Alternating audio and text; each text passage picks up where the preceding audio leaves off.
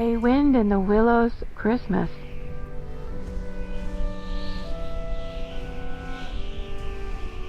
Illustrated by Michael Hague from Kenneth Grahame's The Wind in the Willows.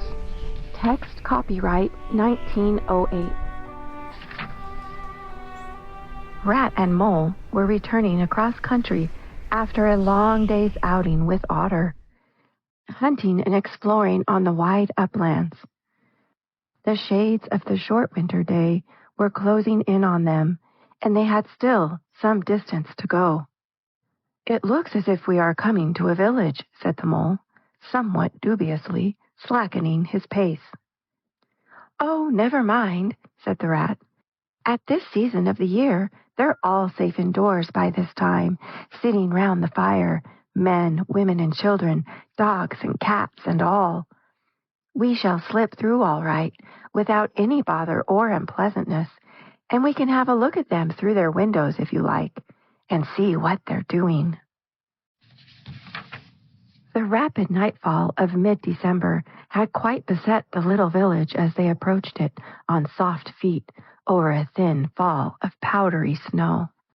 Little was visible but squares of a dusky orange-red on either side of the street, where the firelight or lamplight of each cottage overflowed through the casements into the dark world without. The two spectators, so far from home themselves, had something of wistfulness in their eyes as they watched a cat being stroked, a sleepy child picked up and huddled off to bed, or a tired man stretch and knock out his pipe on the end of a smoldering log. Then a gust of bitter wind took them in the back of the neck. A small sting of frozen sleet on the skin woke them as from a dream, and they knew their toes to be cold, and their legs tired, and their own home distant a weary way. Once beyond the village, where the cottages ceased abruptly, on either side of the road, Rat and Mole could smell through the darkness the friendly fields again, and they braced themselves for the last long stretch, the home stretch, the stretch we know is bound to end sometime in the rattle of the door latch, the sudden firelight, and the sight of familiar things greeting us as long-absent travelers from far oversea. They plodded along steadily and silently, each of them thinking his own thoughts. The Moles ran a good deal on supper, as it was pitch dark, and it was all a strange country to him as far as he knew, and he was following obediently in the wake of the Rat, leaving the guidance entirely to him. As for the Rat, he was walking a little way ahead, as his habit was, his shoulders humped, his eyes fixed on the straight gray road in front of him. So he did not notice poor Mole when suddenly the summons reached him, and took him like an electric shock. It was one of those mysterious fairy calls from out of the void that suddenly reached Mole in the darkness, making him tingle through and through with its very familiar appeal, even while, as yet, he could not clearly remember what it was. He stopped, dead in his tracks, his nose searching hither and thither in its efforts to recapture the fine filament, the telegraphic current that had so strongly moved him. A moment, and he had caught it again, and with it this time came recollection in fullest flood. Home, that was what they meant, those caressing appeals, those soft touches wafted through the air, those invisible little hands pulling and tugging, all one way. Why, it must be quite close by him at that moment, his old home, that he had hurriedly forsaken and never sought again. That day when he first found the river, and now it was sending out its scouts and its messengers to capture him and bring him in. Since his escape on that bright morning, he had hardly given it a thought. So absorbed had he been in his new life, in all its pleasures, its surprises, its fresh and captivating experiences. Now, with a rush of old memories, how clearly it stood up before him in the darkness. Shabby indeed, and small and poorly furnished, and yet his The home he had made for himself, the home he had been so happy to get back to after his day's work. And the home had been happy with him, too, evidently, and was missing him, and wanted him back, and was telling him so, through his nose, sorrowfully, reproachfully, but with no bitterness or anger, only with plaintive reminder that it was there and wanted him. The call was clear, the summons was plain. He must obey it instantly and go. "Ratty," he called, full of joyful excitement. "Hold on, come back. I want you quick." "Oh, come along, Mole, do," replied the rat cheerfully, still plodding along.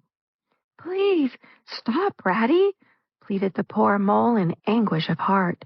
"You don't understand. It's my home, my old home. I've just come across the smell of it, and it's close by here, really quite close, and I must go to it. I must. Oh, come back, Ratty. Please, please, come back." The rat was by this time very far ahead, too far to hear clearly what the mole was calling, too far to catch the sharp note of painful appeal in his voice. And he was much taken up with the weather, for he too could smell something suspiciously like approaching snow. "Mole, we mustn't stop now, really," he called back. "We'll come for it tomorrow, whatever it is you found. But I daren't stop now, it's late. And the snow's coming on again, and I'm not sure of the way. And I want your nose, Mole, so come on, quick, there's a good fellow." And the rat pressed forward on his way without waiting for an answer. Poor Mole stood alone in the road, his heart torn asunder, and a big sob gathering, somewhere low down inside him. To leap up to the surface presently, he knew, in passionate escape. But even under such a test as this, his loyalty to his friend stood firm. Never for a moment did he dream of abandoning him. Meanwhile, the wafts from his old home pleaded, whispered, conjured, and finally claimed him imperiously. He dared not tarry longer within their magic circle. With a wrench that tore his very heartstrings, he set his face down the road and followed submissively in the track of the rat, while faint, thin little smells, still dogging his retreating nose, reproached him for his new friendship and his callous forgetfulness. With an effort, he caught up to the unsuspecting rat, who began chattering cheerfully about what they would do when they got back, and how jolly a fire of logs in the parlor would be, and what a supper he meant to eat, never noticing his companion's silence and distressful state of mind. At last, however, when they had gone some considerable way further, and were passing some tree stumps at the edge of a copse that bordered the road, he stopped and said kindly, "Look here, Mole, old chap, you seem dead tired. No talk left in you, and your feet dragging like lead. We'll sit down here for a minute and rest. The snow has held off so far, and the best part of our journey is over." The mole subsided forlornly on a tree stump and tried to control himself, for he felt it surely coming. The sob he had fought with so long refused to be beaten. Up and up it forced its way to the air, and then another, and others thick and fast, till poor Mole at last gave up the struggle, and cried freely and helplessly and openly, now that he knew it was all over, and he had lost what he could hardly be said to have found. The rat, astonished and dismayed at the violence of Mole's paroxysm of grief, did not dare to speak for a while. At last he said, very quietly and sympathetically, "What is it, old fellow? Whatever can be the matter? Tell us your trouble, and let me see what I can do." Poor Mole found it difficult to get any words out between the upheavals of his chest that followed one upon another so quickly, and held back speech and choked it as it came. "I know it's a shabby, dingy little place," he sobbed forth at last, brokenly. "Not like your cozy quarters, or Toad's beautiful hall, or Badger's great house. But it was my own little home, and I was fond of it. And I went away and forgot all about it. And then I smelt it suddenly on the road when I called and you wouldn't listen, Rat, and everything came back to me with a rush.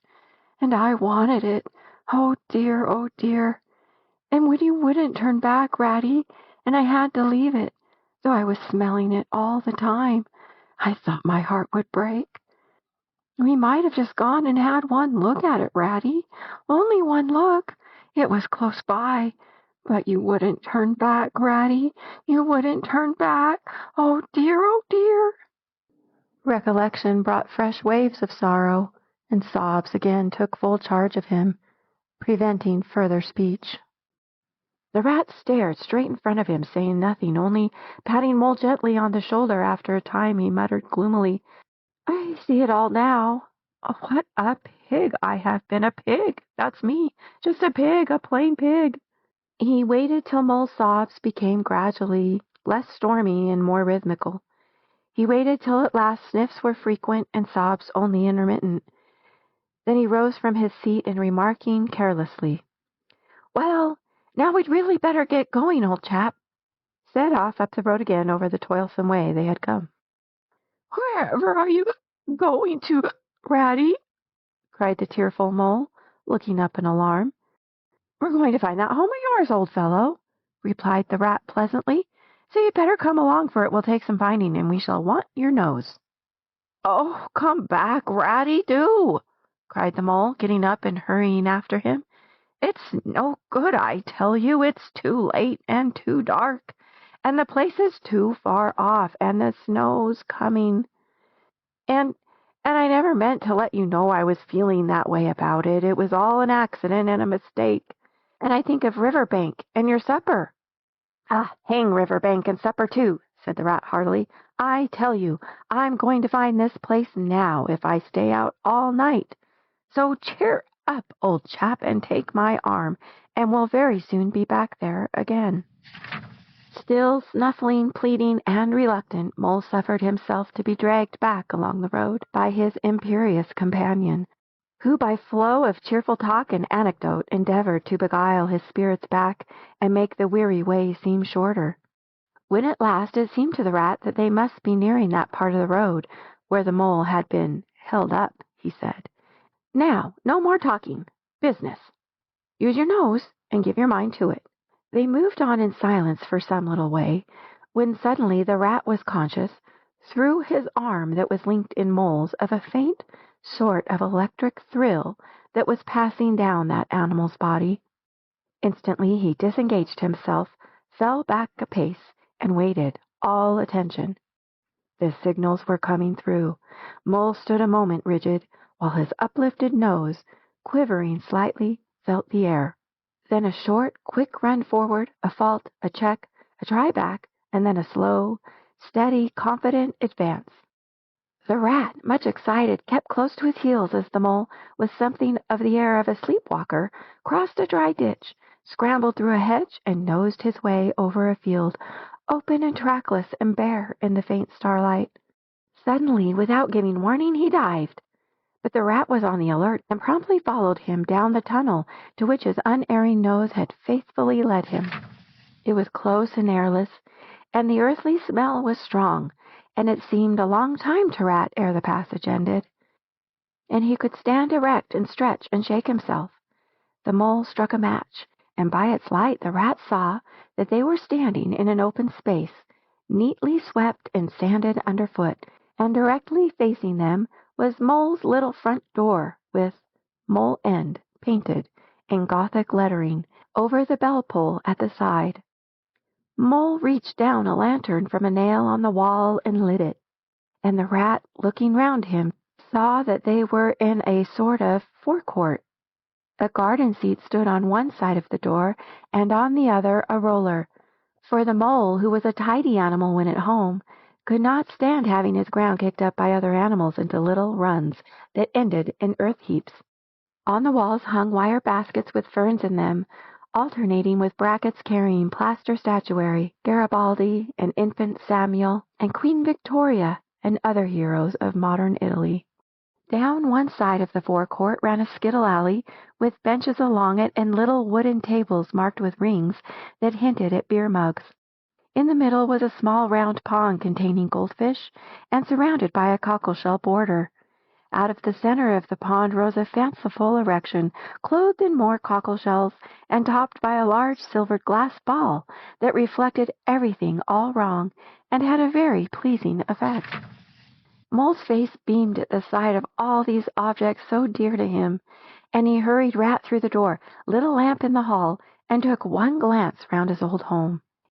He saw the dust lying thick on everything, saw the cheerless, deserted look of the long-neglected house in its narrow, meager dimensions, its worn and shabby contents, and collapsed again on a hall chair, his nose in his paws.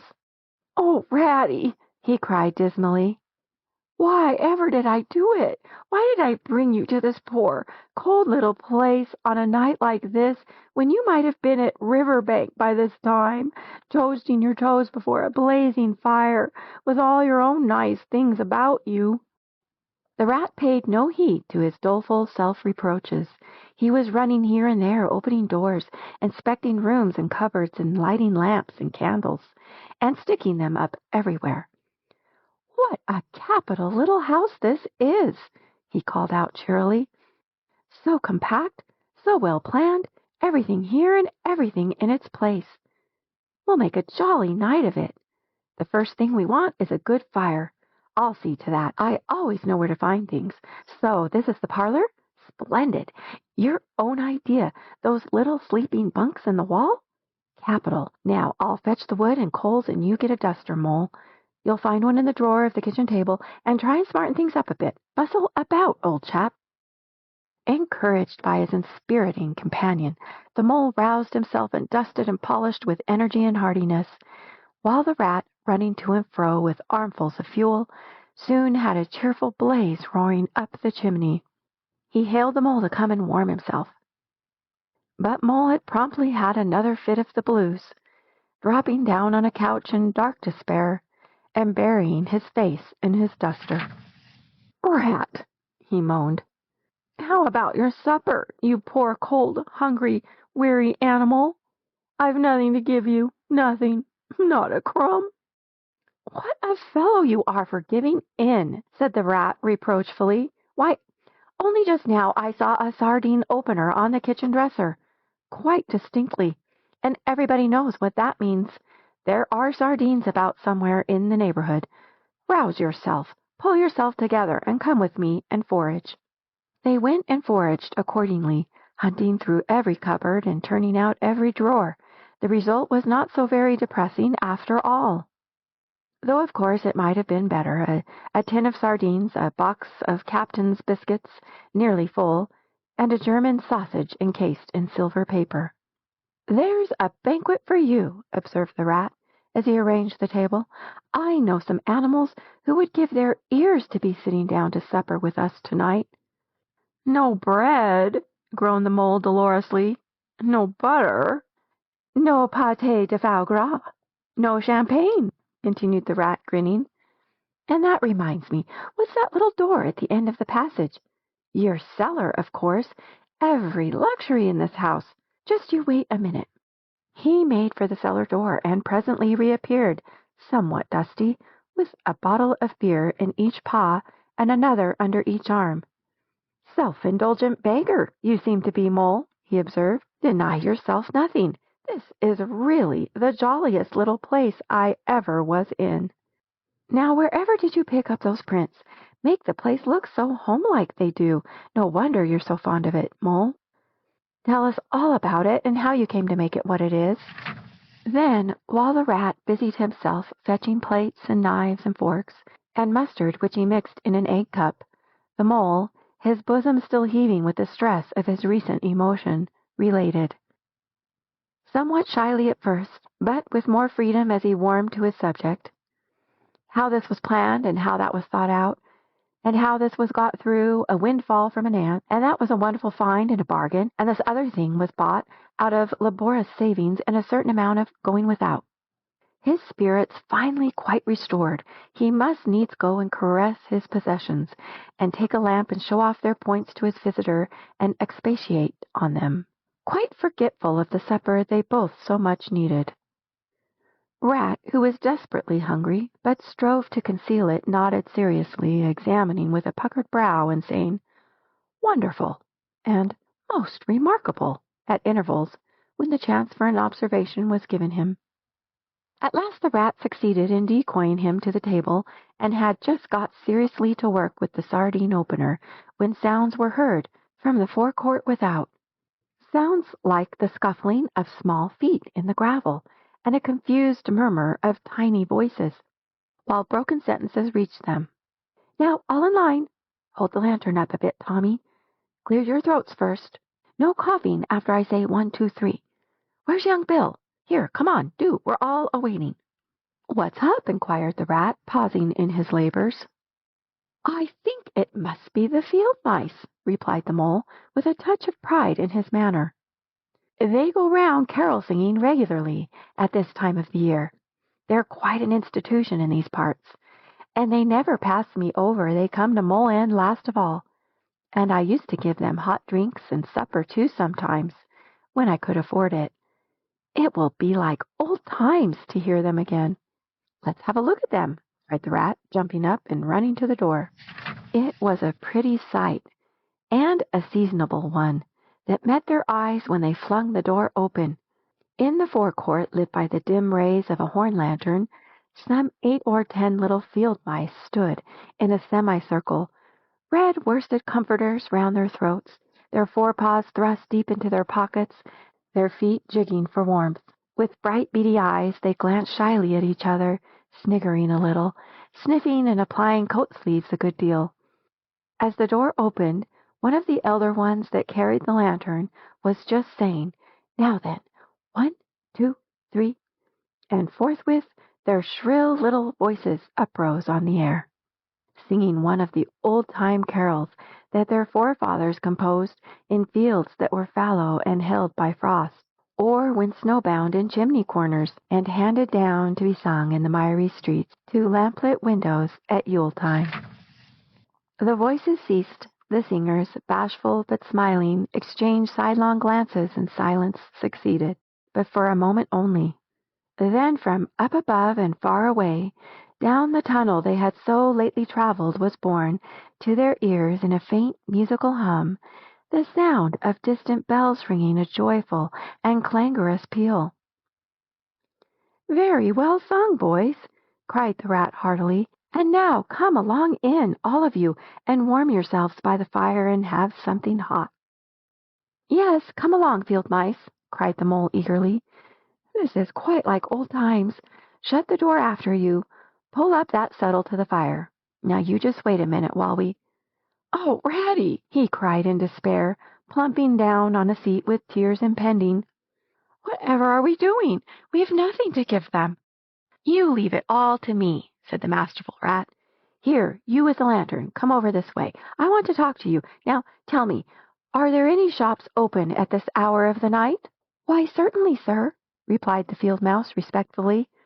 "At this time of the year our shops keep open to all sorts of hours." "Then look here," said the rat. "You go off at once, you and your lantern, and you get me." Here much muttered conversation ensued, and the mole only heard bits of it, such as, "Fresh, mind. No, a pound of that will do. See you get Buggins, for I won't have any other. No, only the best. If you can't get it there, try somewhere else. Yes, of course. Homemade, no tinned stuff. Well then, do the best you can." Finally there was a chink of coin passing from paw to paw. The field mouse was provided with an ample basket for his purchases, and off he hurried, he and his lantern. The rest of the field mice perched in a row on the settle, their small legs swinging, gave themselves up to the enjoyment of the fire, and toasted their chilblains till they tingled, while the mole, failing to draw them into easy conversation, plunged into family history, and made each of them recite the names of his numerous brothers, who were too young, it appeared, to be allowed to go out a-caroling this year, but looked forward very shortly to winning the parental consent. The rat, meanwhile, was busy examining the label on one of the beer bottles. "I perceive this to be old Burton," he remarked approvingly. "Sensible mole. The very thing. Now, we shall be able to mull some ale. Get the things ready, Mole, while I draw the corks." It did not take long to prepare the brew and thrust the tin heater well into the red heart of the fire. And soon every field mouse was sipping and coughing and choking, for a little mulled ale goes a long way, and wiping his eyes and laughing and forgetting he had ever been cold in all his life. "They act plays, too, these fellows," the Mole explained to the Rat. "Make them all up by themselves and act them afterwards. And very well they do it, too. They gave us a capital one last year about a field mouse who was captured at sea by a Barbary corsair and made to row in a galley. And when he escaped and got home again, his lady love had gone into a convent. Here, you were in it. I remember. Get up and recite a bit." The field mouse address got up on his legs, giggled shyly, looked around the room, and remained absolutely tongue-tied. His comrades cheered him on, Mole coaxed and encouraged him, and the Rat went so far as to take him by the shoulders and shake him. But nothing could overcome his stage fright. They were all busily engaged on him, like watermen applying the Royal Humane Society's regulations to a case of long submersion. When the latch clicked, the door opened, and the field mouse with the lantern reappeared, staggering under the weight of his basket. There was no more talk of play-acting, once the very real and solid contents of the basket had been tumbled out on the table. Under the generalship of Rat, everybody was set to do something or to fetch something. In a very few minutes, supper was ready.